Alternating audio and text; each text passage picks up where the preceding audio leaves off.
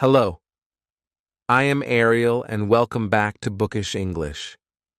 I am so excited to do this lesson today because I know that when you make this one small correction in your pronunciation, you are going to correct maybe hundreds or literally thousands of possible errors that you might be making right now or that you might have made in the future.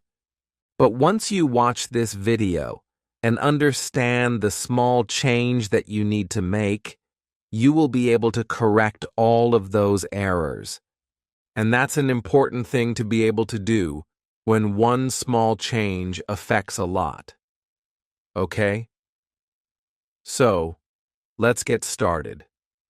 What is this lesson about? This lesson is about the word or the sound of or, when it's used in a word. So, what happens is that most of the time students say it correctly when or is at the beginning of a word, but a lot of English learners make mistakes when or appears in the middle of a phrase, and definitely when it appears at the end of a word. Lots and lots of mistakes are made in the pronunciation here. So, what we are going to do is we are going to go step by step to see what happens to this sound at the beginning, in the middle, and at the end of a word or phrase. Okay? Let's begin.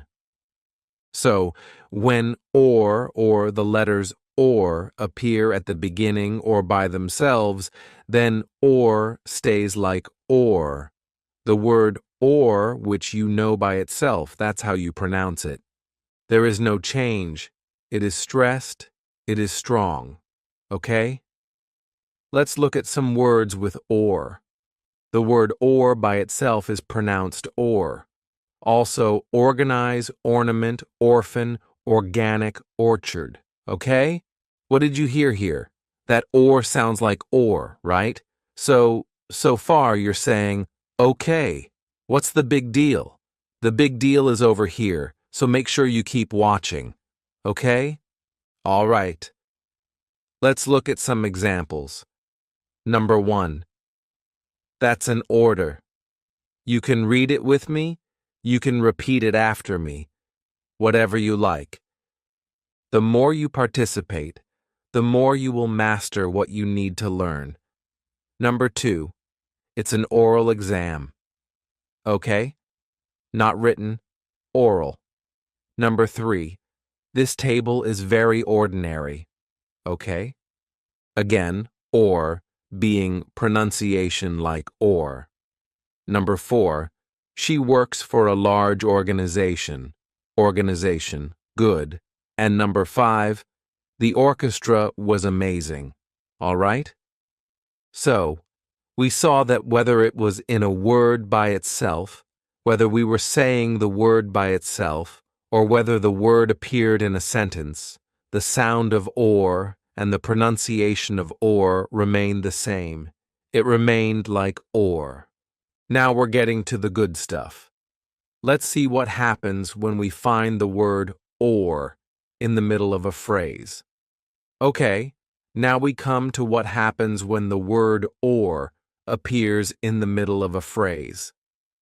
Now, when you are speaking, you don't have to do this, but you do have to know that native speakers will do this, so this part will help you to understand them better.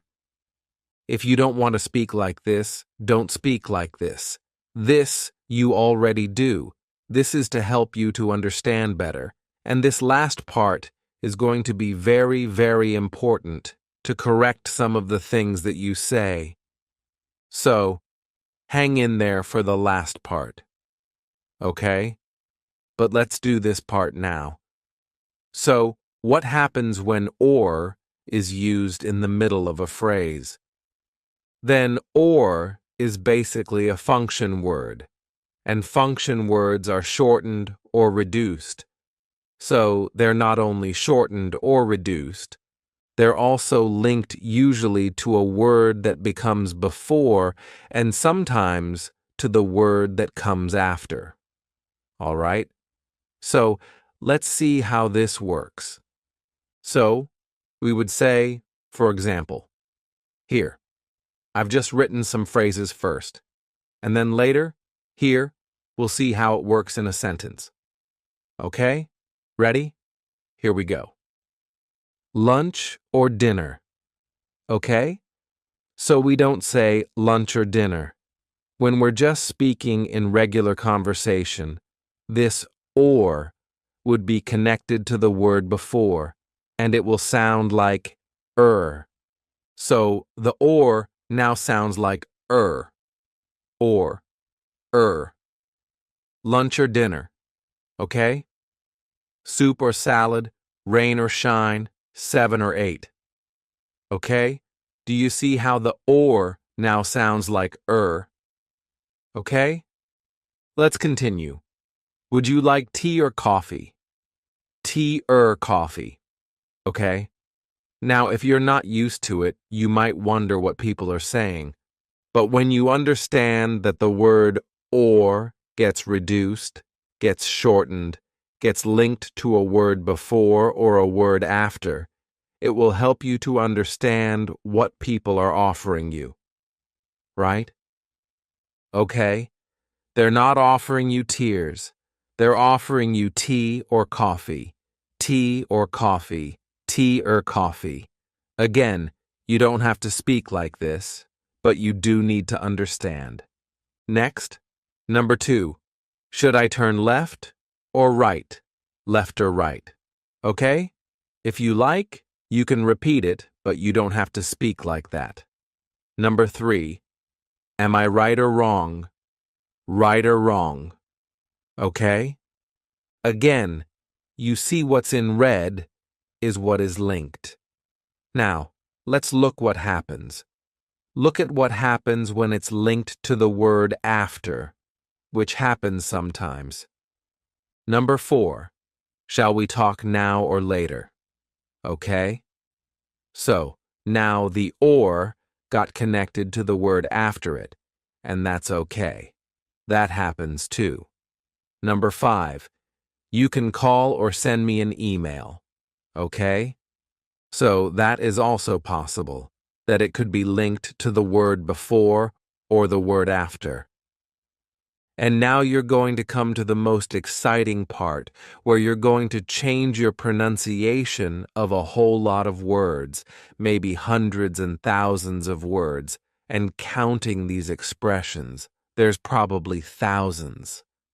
Let's look at what happens when or appears at the end of a word. Okay, so now we come to the most critical part, the part where many students make a mistake in the pronunciation of or, and that is at the end of a word. What happens is, your eyes deceive you. Your eyes see or, and you want to say or. But in fact, again in a word, when it comes at the end of a word, you need to say and not or. So you need to say not the sound or, but the sound Repeat after me. Er. Now we sound a little bit robotic, but it won't sound like that once we actually say it in a word. So, what happens when or appears at the end of a word? It becomes reduced, shortened, and we don't stress it as much as when we were saying it at the beginning of a word. Okay? So, what I want you to do is to imagine that all these words down here, which in fact end in or, sound exactly like all these words in this line, which end in because usually when you see at the end of a word, like dancer or teacher, you don't have a problem pronouncing it, right? You say it correctly because you see and you say the sound So, what you need to do is to take that same principle and apply it to all of these words. Even though your eyes will see or, your brain and your mouth has to be trained to say the sound and not the or sound. Okay? So do it with me. First, we'll practice and get our mouths to remember the sound of Okay? Ready? Say it after me or with me. Dancer, teacher, baker, farmer, waiter. Okay? In all of those words, of course, they were spelt with and they had the sound Now, all of these words are going to be spelt with or, but you're still going to say what? You're still going to say Okay? Here we go. Actor, doctor, tailor, author, mayor. Okay? Those are people. Now let's look at some things. Okay? Or ideas or other words. Factor. You know there is some very popular show called Fear Factor. I hope you're saying factor and not factor. Okay? Factor, color, terror, honor, error. Okay? Don't make an error when you're pronouncing the word error. Don't say error, say error, Okay? Let's keep going. These were shorter words with 2 syllables, but the same principle applies even if we have longer words, like here with 3 syllables. Ready? Here we go. Professor, visitor, bachelor, survivor. Another popular show, right? Okay. Also, some more things. Monitor, reactor, like a nuclear reactor behavior, equator. What's the equator? The equator is an imaginary line that goes around the Earth and divides it between the northern and southern hemisphere. Okay. Now let's look at some longer words, okay? Ambassador, supervisor, terminator. Okay? A lot of people have seen that movie. Okay? Elevator, refrigerator, calculator. Okay? Excellent. Thank you for sticking with me in this lesson, because if you did make this mistake, then you have just corrected something very major. Okay? You've corrected so many words that you could possibly say in your English-speaking life. Now move to the pronunciation of words ending with tion, sion, cian, and tian, and all of those, it's pronounced shun at the end. Shun. So, it's different spellings, different endings, but the pronunciation is shun for all of them. Okay? So, I'm just going to read through them, and so that you can hear how they sound. Okay? So, here we go. So, action, condition, direction, location, mention, nation, station. Okay? So, shun, shun, shun. And then, again, with these, discussion, expression, mansion. If you're not familiar with that, it means a big house, an important-looking house, a mansion. Okay? Pension, profession, session, version. So, shun, shun, shun, all the way through. Okay? And then this, electrician, magician, musician, optician, politician, suspicion. And you can see here, these are CIAN, but this one at the end is CION, but it's still the same. Shun, politician, suspicion. Okay. And then, finally, these spelt with TIAN, and for some reason, they all have a capital letter because they're all referring to places. So, Egyptian, Martian, that's from the planet Mars, and Venetian from Venice in Italy. So, and from Egypt, of course. So, Egyptian, Martian, Venetian. Okay, so all these different spellings, but they all result in shun at the end. okay? Then we have a list second sound here. These look similar. We've got S-I-O-N again, just like here, S-I-O-N, but this time it's june, not shun, but june, so it's a heavier sound. In fact, these two consonant sounds, sh and jash, they're a pair of consonants, and the only difference is that one is lighter, the other is heavier using more of the vocal cords. So, zash, jash, jash, jash, you get more vibration in your vocal cords with this one. So, collision, conclusion, decision, occasion, revision, television. So, I'm exaggerating the sound a little bit just to show that it's a bit different from shun, jeune, shun, jeune, but I'll just read them again in a less exaggerated way. Okay, so collision, conclusion, decision, occasion, revision, television. Right, so that's june. And then we have another third sound one, which is chun, chun at the end.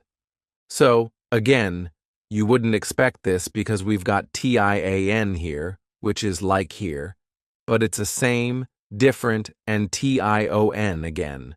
So this is chun, chun, chun, chun. So, Christian, question, suggestion. So, again, I was exaggerating that a bit, so I'll read them again not exaggerated. So, Christian, question, suggestion. Okay. So, there's no real rule to follow, I don't think, about whether it should be shun or jeune or chun, but it's just something that you have to learn with each word, each group of words. But at least you can see here that a lot more words end with the shun sound. These others, there aren't so many of them, so that's one good thing, perhaps. Okay, so now move to the pronunciation secret that will help you to say English words more easily and correctly, especially long, difficult ones. Okay? Now, this is actually a professional technique that's used by actors and singers and linguists and lots of people who have learned many different languages and want to or need to pronounce words correctly and authentically. Okay? Now, the reason why pronunciation is difficult for everyone when you're learning a new language is because when we grow up speaking our native language, our ears get used to hearing certain sounds, and our mouths get used to making certain sounds. And when we learn a new language like English, then you have to train both your ear and your mouth to work a little bit differently. Okay? Now, the other part is, because English is not phonetic, it's not completely phonetic. A large part of it is. Some people say about 80 to 85% is phonetic, but a lot of it is not phonetic. What does that mean? That means when we see a word, the way we say it is not the way it looks. Right? So there's also that factor to take into account. But this technique can help you with both of these difficulties, okay? So, first, let's look at what we normally do when you're learning how to pronounce a word, okay?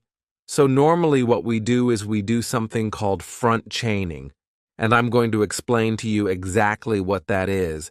But what I'm going to teach you in this lesson, the secret is something called back chaining, and that's what we will practice. Now, let's take our first example and do what people normally do, even teachers. Even ESL teachers. All right? When they're teaching classrooms, they don't normally spend that much time on pronunciation because they don't have time. There's so much to teach, and the class is so big. There's so many students, it's difficult to spend time on pronunciation. So naturally, people have a harder time learning that and mastering that. And if you think about it, when a child is born and when a child is growing up, it doesn't learn to read first. It just learns by listening. So this is an opportunity to listen afresh, like new in a different way to words, so that you can reproduce the correct sound, the correct pronunciation. Okay? So let's take our first example, and our first example is the word pronunciation. Okay? Because, by the way, a lot of people do not say this word correctly. Now, let's do it in the standard way, front chaining, and see what happens. So in front chaining, we start pronouncing or saying the word from the front and going forward. So if I did that, if I was teaching you how to say this word by using front chaining, I would say to you, you need to say it like this. Pronunciation. Okay? I've divided up here just to make it a little bit easier for you to see and hear the syllables. Okay? This long word happens to have 5 parts, 5 syllables, right? So it's quite long. Pronunciation. So when a student hears that, they're like, oh my God, I have to learn so many different sounds. And it's a little bit scary because there are 5 sounds, that have to follow. So what happens when you feel scared or nervous about something? Your brain shuts down. You don't learn as effectively. You don't learn as well as when you're happy and relaxed. So the advantage of learning through the other system, the other technique called backchaining, is that you feel much more relaxed. Because when we did it from the front, we had to learn 1, 2, 3, 4, 5 different sounds. But look what happens when we use backchaining. So backchaining is a technique that teaches you how to pronounce words starting from the end. So let's do that now and see what happens. So let's just take this last syllable, and we can say tyon. So all you have to learn right now is the word tyon. Not word, part of the word. Next, ation. You can repeat it after me. Ation, ciation, ciation, nunciation, nunciation. And last, pronunciation, pronunciation. So what happened? When we started to say this word, and especially if it's a word that's really strange, you've never heard it, all you had to learn was 1 sound, not 5. So it's not scary, it's manageable. It's something you can do. It's something you feel relaxed about. We're breaking down this word into small, manageable chunks. All right? And whenever something's small and manageable, we feel much more relaxed. So your brain is also going to cooperate with you much more. Okay? So that's what I did.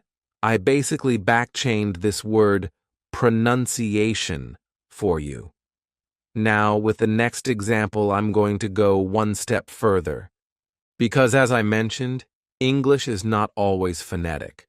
So what if we backchained, plus we wrote it in a way that actually is what you're supposed to say?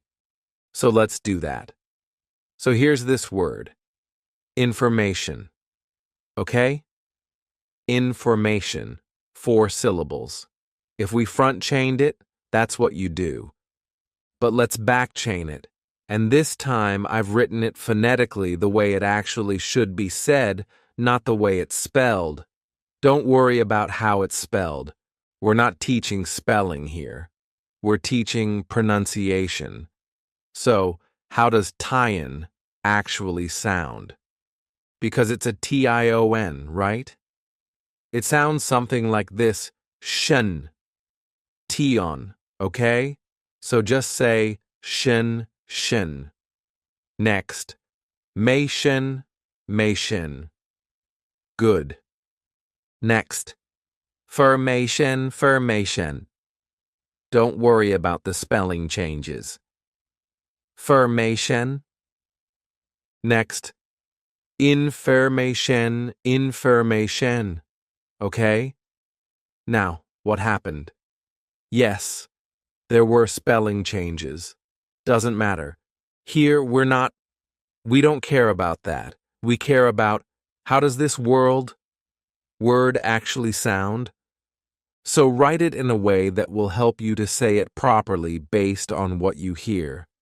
Now, how do you know how the word is supposed to be pronounced? Well, you go to a good dictionary, for example, the Cambridge English Dictionary shows you how to pronounce every single word, in a British way and in an American way. What we teach on Bookish English is usually the American way. Okay? So here what I'm teaching you is the American pronunciation. So you can use any kind of good, reputable online dictionary. All right? To teach you the correct pronunciation and then backchain it like that, and you will end up with a much more accurate pronunciation of the words. Now, you can not only use this technique for words, you can actually also use it for phrases and sentences, but I don't recommend that if you're doing it by yourself. It's better if you're listening to a real teacher in a live classroom who is a native English speaker, and she or he can teach you the correct intonation and everything, but it is definitely useful for you to use with words. Let's try a few more words. You know that this is one of those lessons that's going to help you to make a big breakthrough, right? Good. I'm glad you know that. Let's get started. All right. This word, front chaining February. Okay? Let's try it the other way, through back chaining. Ready? Say it after me. Airy. Airy. February. Okay? This actually a word that's mispronounced by lots of students because they sometimes say February. It's not February, it's February. February. Now you've got it. Good. Next one. Wednesday. Let's backchain it. Okay? Are you ready? Look how easy it gets when you actually just listen. Don't look at the word. Just listen. Wednesday. Now let's backchain it. Ready? Wednesday. Do you see how easy it became when we did the two things? We backchained it, plus we wrote it phonetically. We wrote what we should actually be saying. Wednesday. Good. Let's try a third one. Ambassador. Let's backchain it. Ambassador. Okay? Good. Very good. Ambassador. And it doesn't matter that here it was being spelt with an A. The actual sound isn't ambassador, it's ambassador. So,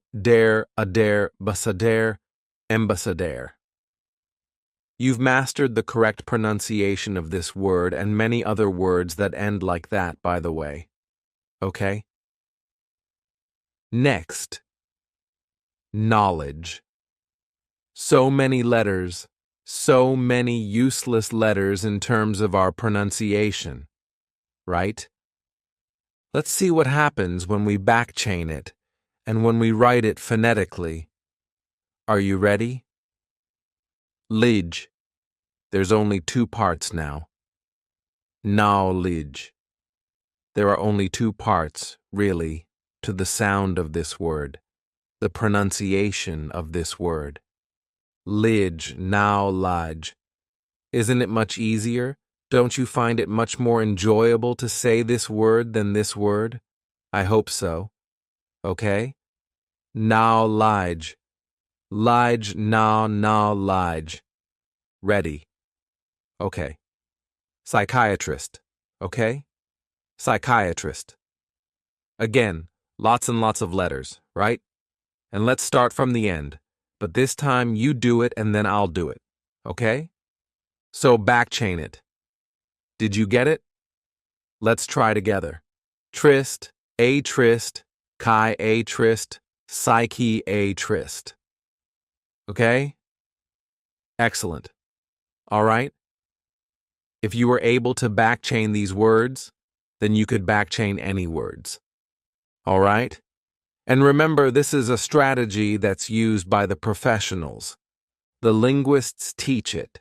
The actors use this when they need to act a part and it's a different pronunciation. They need to play a British actor or an Australian actor. This is how they master the techniques, the correct pronunciation. And you can do it too. So I'm so glad that you watched this lesson today, so you could also save so much time and improve your pronunciation with a very big breakthrough. Okay? If you enjoyed this lesson and if you have not already subscribed to my YouTube channel, please do that now so you can continue to get lots of lessons that will save you probably years of time in terms of your English learning. Thanks for watching. Bye for now.